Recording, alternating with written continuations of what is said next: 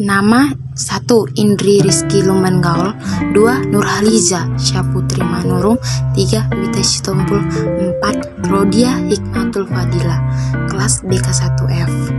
Judul presentasi perusahaan dagang. Pengertian perusahaan dagang. Perusahaan dagang merupakan satu dari dua perusahaan yang ada selain perusahaan jasa.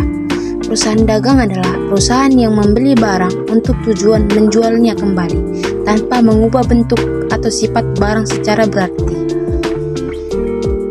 Barang yang diperdagangkan biasanya barang yang akan digunakan karena manfaat pakai yang melekat pada barang tersebut. Akun-akun perusahaan dagang seperti akun persediaan barang, akun pembelian, akun retur pembelian dan pengurangan harga, akun potongan pembelian, dan lain-lain. C. Siklus akuntansi perusahaan dagang. Identifikasi transaksi, jurnal umum, persediaan, neraca saldo, jurnal penyesuaian, neraca saldo setelah penyesuaian, laporan keuangan, jurnal penutup, dan lain-lain. Karakter dari perusahaan dagang. 1. Macam-macam perusahaan dagang. 2. Kegiatan usaha atau operasional. 3. Pendapatan usaha atau operasional. 4. Beban utama. 5. Transaksi perusahaan dagang dan lain-lain. Ciri-ciri perusahaan dagang. 1. Pendapatan utamanya berasal dari penjualan barang dagang.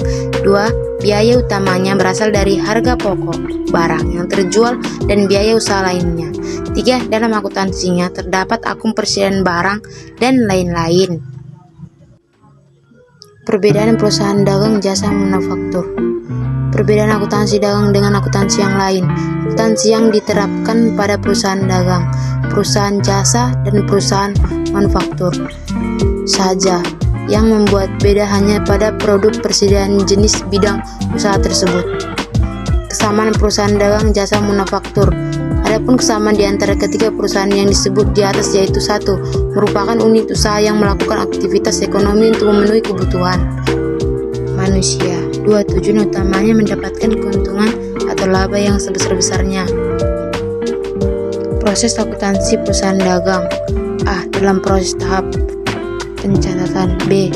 Tahap pengiktisarian.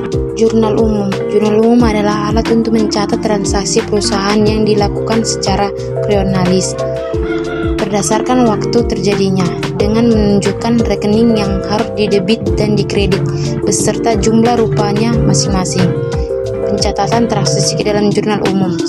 Membeli barang dagang, pembelian tunai, pembelian kredit. 2. Biaya angkut pembelian, pembelian dengan sebagian dibayar. 3. Retur pembelian dan penggunaan harga, PH. 4. Potongan pembelian, pembelian tunai, pembelian kredit. 5. Penjualan, dan lain-lain. Jurnal khusus. Jurnal khusus adalah jurnal yang digunakan untuk mencatat transaksi-transaksi keuangan yang sejenis yang seringkali terjadi sesuai dengan urutan waktu terjadinya. Macam-macam jurnal khusus. 1. Jurnal khusus pengeluaran kas. 2. Jurnal khusus penerimaan kas. 3. Jurnal khusus penjualan. 4. Jurnal khusus pembelian. Sistem persediaan barang dagang. 1. Sistem persediaan prodik, yaitu sistem memberikan catatan yang kontinu mengenai barang dagang yang dibeli atau dijual. Persediaan dihitung sekurang-kurangnya 1 tahun sekali. Digunakan untuk barang yang relatif tidak mahal.